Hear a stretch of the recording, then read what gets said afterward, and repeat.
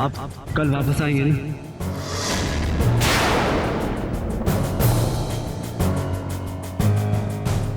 वीर,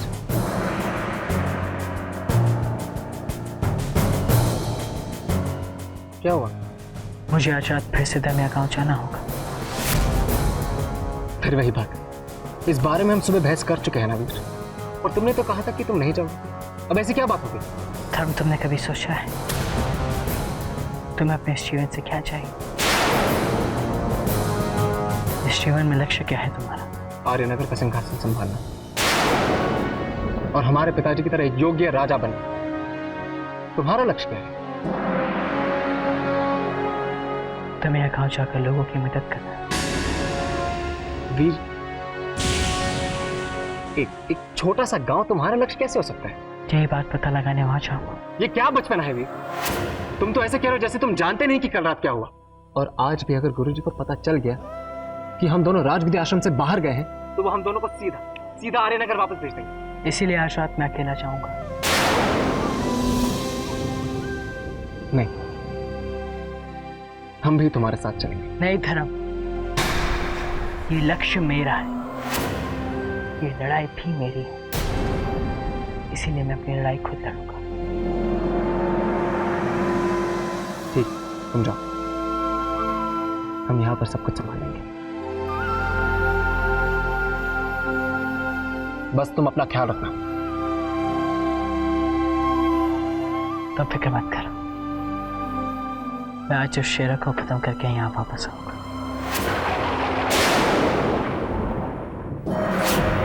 सेनापति चारू सिन्हा, आप राज विद्याश्रम से किसी तरह राजकुमार अग्नि को यहाँ आर्यनगर बुलवा लें। हमें पूरा यकीन है कि हम अग्नि के जरिए जय भैया को जरूर पकड़ लेंगे। जी महाराज, ये संदेश मैं अभी भिजवा देता हूँ। रुकिए सेनापति जी, हम ये भी चाहते हैं कि आप हमारी तरफ से धर्म और वीर को भी ये संदेश भेजें और उन्हें जय भैया के बारे में सब कुछ बता दीजिए और उनसे कहिए कि वो जरा सावधान रहे।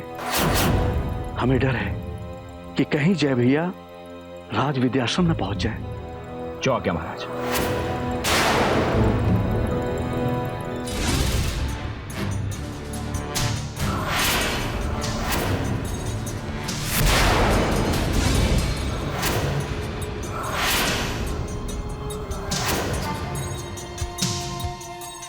मैं तुम्हें लेने आ रहा हूं अग्नि। इससे पहले कि महाराज तुम्हें आश्रम से बुलाकर तुम्हारे जरिए मुझ तक पहुंचने की कोशिश करे, मैं तुम्हें वहां से गायब कर दूंगा अग्नि। अपने बेटे को आर्यवर्धन के इशारों पर नाचने वाला कठपुतली नहीं बनने दूंगा, कभी नहीं।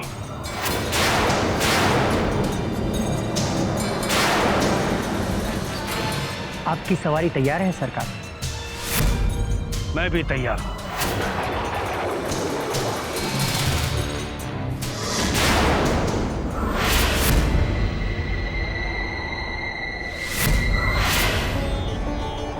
जल्दी जल्दी चलो, संध्या आरती के लिए देर हो रही है।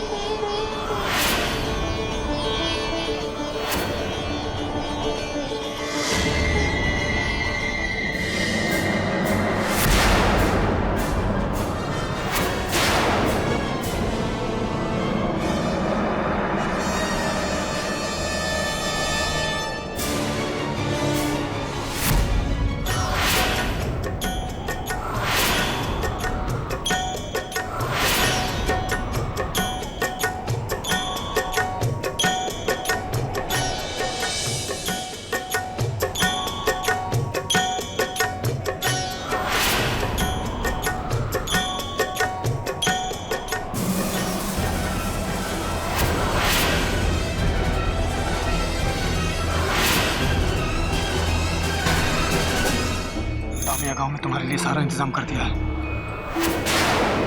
उस शेर की चुनौती का जवाब देने के लिए शेरा बहुत बेचैन हो रही है। सुनो, ये लो, ये सारा सामान तुम उन्हीं पत्थरों के बीच रख देना। जल्दी जाओ।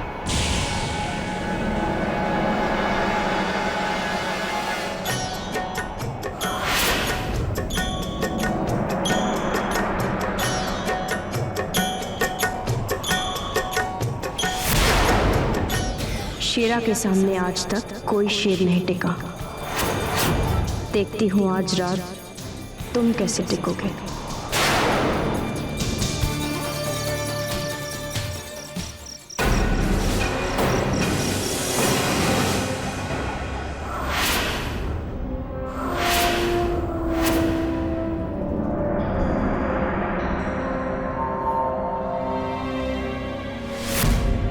सावधानी से जाना।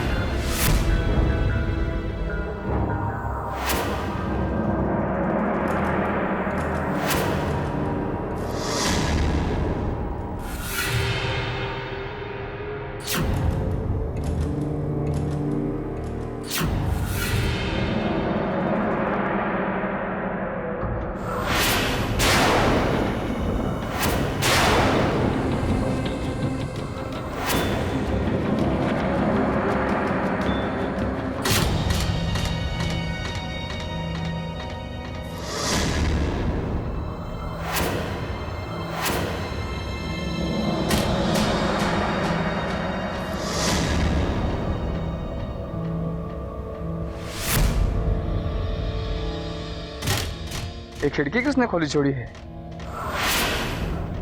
हमें घुटन सी हो रही थी। अच्छा, तुम्हें कोई तकलीफ है? नहीं तो बिल्कुल नहीं।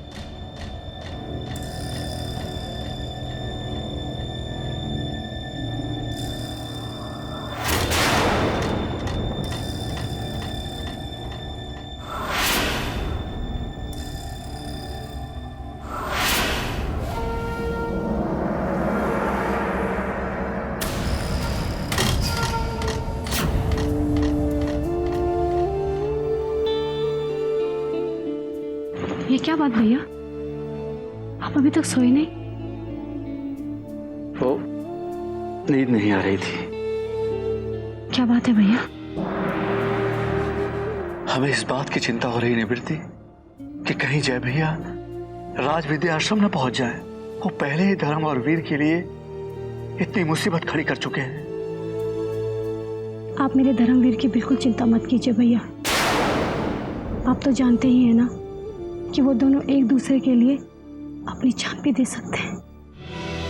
वो दोनों मिलकर किसी भी दुश्मन को हरा सकते हैं। हमें पता है निवृत्ति, बस एक बार उन्हें हमारा संदेश पहुंच जाए जिससे वो कुछ दिन के लिए चौकन्ने हो जाएंगे। सुबह होते ही उन्हें आपका संदेश मिल जाएगा।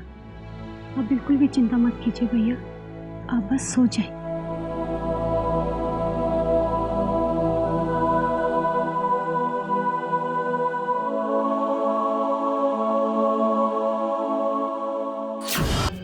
अरे सुनो जी। ये नारनियागढ़ में राजविद्या आश्रम किधर है? वहाँ सीधे दमिया गांव के मंदिर के पास से निकल जाइए। जी।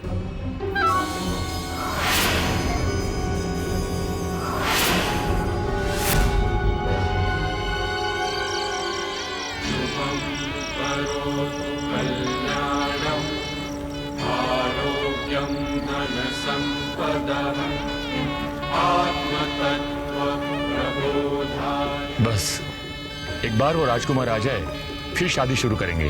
क्या तुम्हें पूरा यकीन है वो आ जाएंगे? उन्होंने बोला तो था।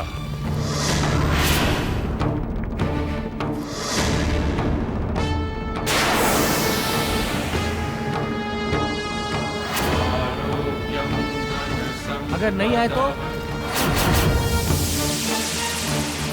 शेरा आ रही है, भागो!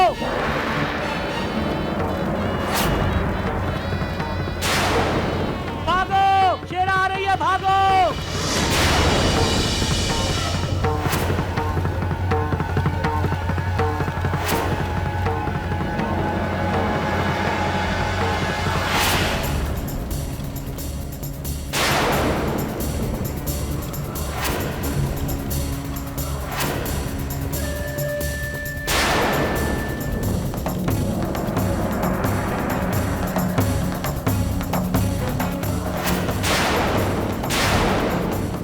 तुम ही हो वो जिसने शेरा के बाबा के इलाके में रहकर हुजूरी दिए बगैर अपनी बेटी की शादी करने की जुर्रत की।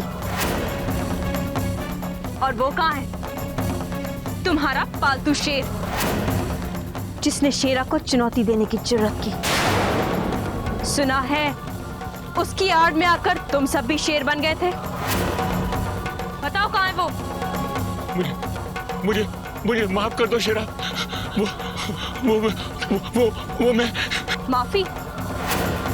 माफी तो अब तुम्हें तुम्हारे भगवान ही देंगे, क्योंकि तुम्हारा शेर तो डर के मारे यहाँ आया ही नहीं, और इस गलती के लिए तुम्हारी सजा है सिर्फ मौत।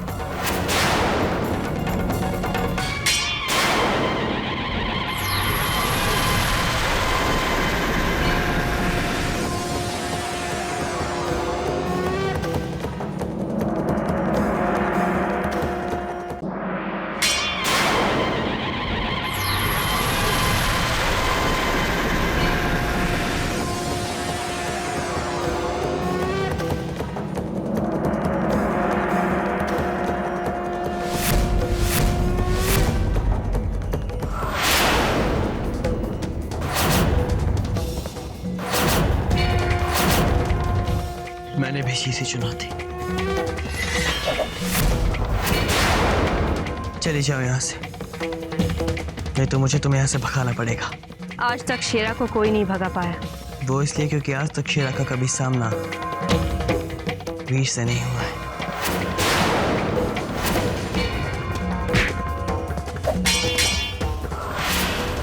शेरा के रास्ते से हट जाओ वीर, उसे अपना काम करने दो और तुम भी अपना काम करो। वही तो मैं कर रहा हूँ।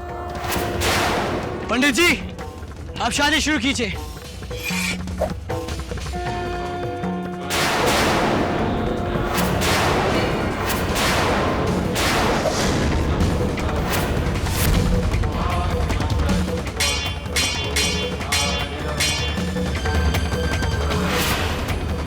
इन मासूमों को लूटकर तुम्हें क्या मिलता है? रोजी रोटी। लूट की कमाई रोजी रोटी कब से कहलाने लगी? डाकों के लिए लूट ही रोजी रोटी होती है, पर शायद तुम ये कभी नहीं समझ पाओगे।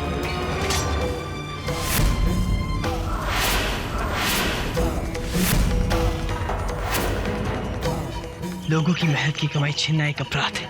हमारे लिए यही हमारा धर्म है और यही हमारी पहचान।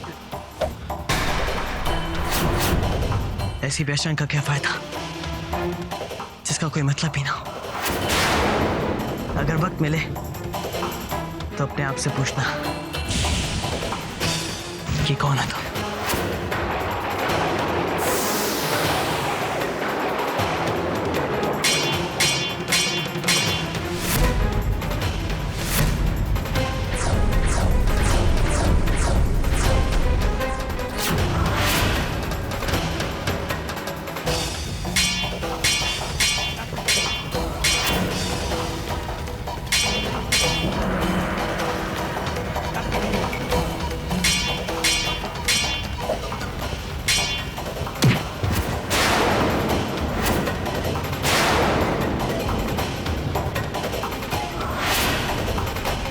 मैं भी देखूं आखिर कौन हो तुम?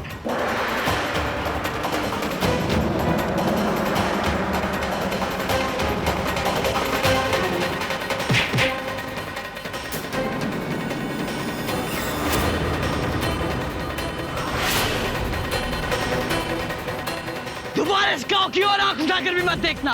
राजकुमार वीर की जय। राजकुमार वीर की जय।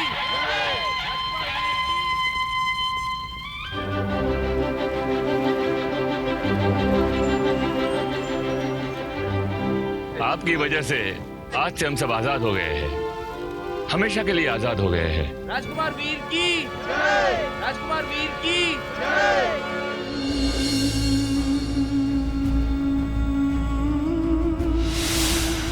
ये तुम्हारे भाई की तरफ से एक छोटा सा तोहफा।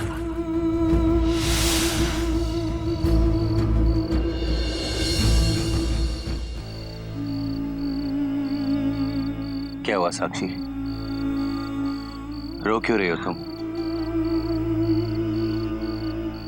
इसमें रोने की क्या बात है? खुश होने की बात है क्या?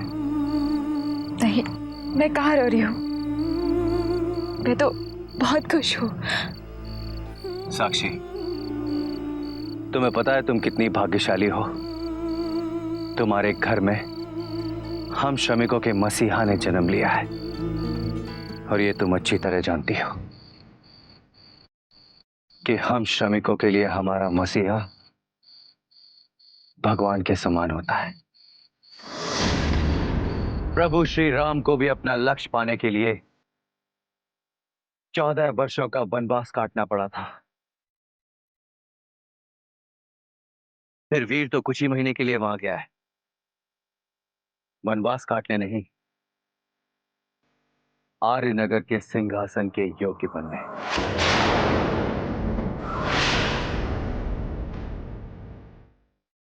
तुम देखना साक्षी, वो हम श्रमिकों को हमेशा के लिए आजाद करा देगा, और फिर हम आर्यनगर पर राज्य करेंगे। फर्क सिर्फ इतना होगा कि हम उन आर्यव्रतों को अपने साथ बैठाकर राज्य करेंगे।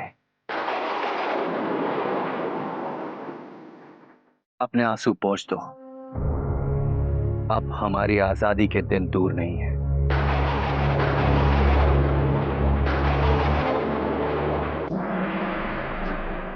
शेरा, कैसा है मेरा बच्चा?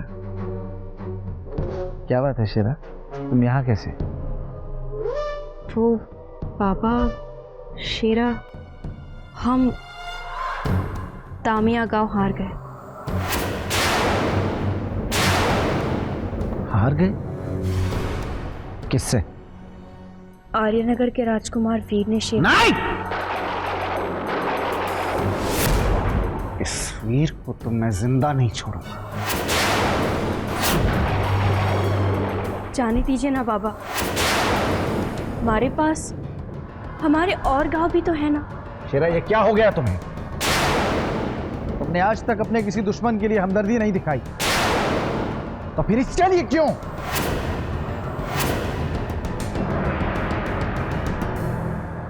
पापा,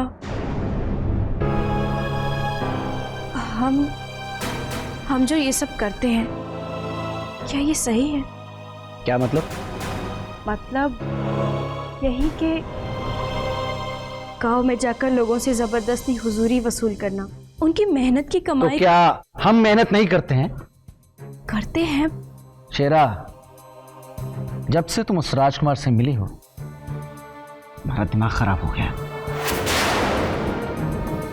मत भूलो शेरा, वो राजकुमार हैं और हम डाकू।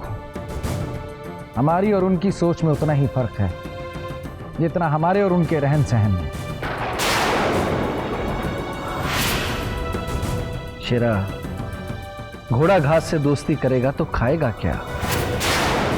हमारी कौम की और तुम्हारी भी कुछ जिम्मेदारियां हैं शेरा, उन्हें पूरा करो। दामिया गांव की जिम्मेदारी तुम मुझ पर छोड़ो और तुम वापिस कला भवन जाओ। तुम्हें अच्छी तरह पता है तुम वहां किस मकसद से गई।